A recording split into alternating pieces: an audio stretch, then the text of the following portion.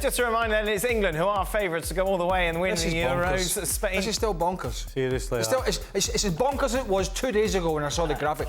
Obviously, the thinking behind it is because England have the easier side. No, but 1 second. Yes, go on. Right. I get they have the easier side of the draw, but you still have to beat Spain, France, or probably Germany or Portugal. You still have to. The problem. Okay, so what you've said is absolutely correct. But then, which one is it going to be? Spain, France, Germany, or Portugal? But they're all better than England. Therefore, it kind of dilutes England's odds and it stretches and lengthens. I tell you what, absolute balderdash. Well, there we go. That's the way the bookies have it. It's not us. It's the bookies on ESPN Bet. With regards to who's going to win it, France very much in the majority. Craig and Stevie going with France. Meanwhile, Kay and Mark going for Joni. I'm going for Spain. Gab, meanwhile, is the only person who is going for Portugal. Why, Gab? What have you seen from Portugal that's made you think they're going to go all the way? I think the fact that they were so bad in the last game and in the first game as well when he messed around with then England are going to win. playing in that weird role. No. I just think Roberto Martinez is the kind of person who says, oh, look, I flew a little too close to the sun. I was a little too Icarus here. Let me be a little more humble, keep things a little bit more simple, and ride the fact that I actually have really, really good players. So, like everybody else going for the other favorites, I see upsets. Why not Portugal? I don't think he's got it in his makeup to try and keep things simple. Martinez? Yeah, he's trying to reinvent the tactics book every time a team takes on the field, and he's still got that Ronaldo issue. Up front, hasn't played particularly well. Why the hell he played them in that game against Georgia when they changed, I think, 8 players? Didn't play particularly well, and it was a historic night for Georgia.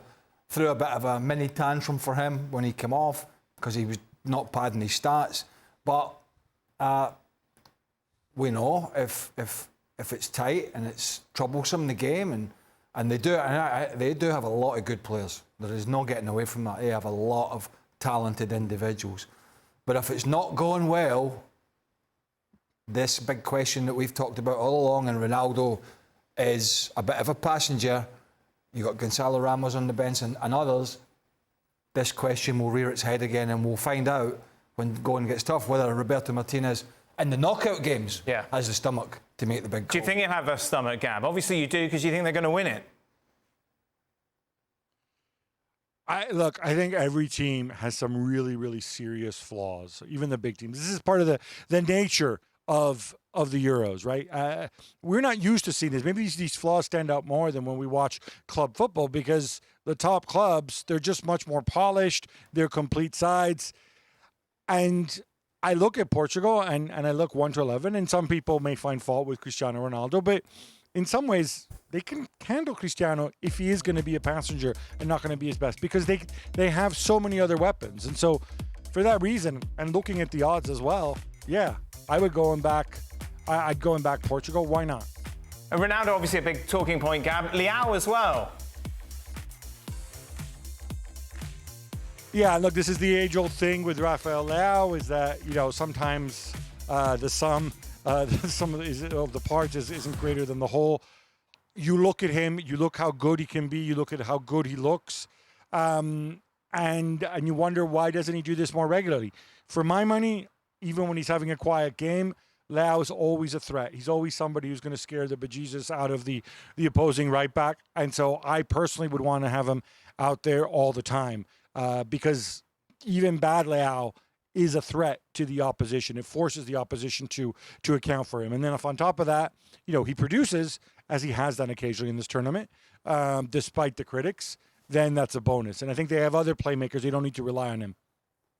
When you've got so many good players, sometimes the hard part is getting the balance right between not giving them enough information and giving them too much. When you're coaching Switzerland, you're doing a Ranjik at Austria, then it's a lot easier to set them out, talk about what you want from them. You do that, you do that. Go around every single one of them, you do that. When you have a talented squad and players with the stature that Portugal have, for me, the hardest part is getting the balance of saying nothing and throwing them out because of the talent, but saying too much and just confusing them, where And do you think that could be something Martinez is guilty Well, of? I think Martinez comes across as somebody who, if you had to put money on, would probably say too much as opposed to not enough. Right. And that could be a problem. Other than the Ronaldo one, I'm the same. Ronaldo, for me, shouldn't be starting.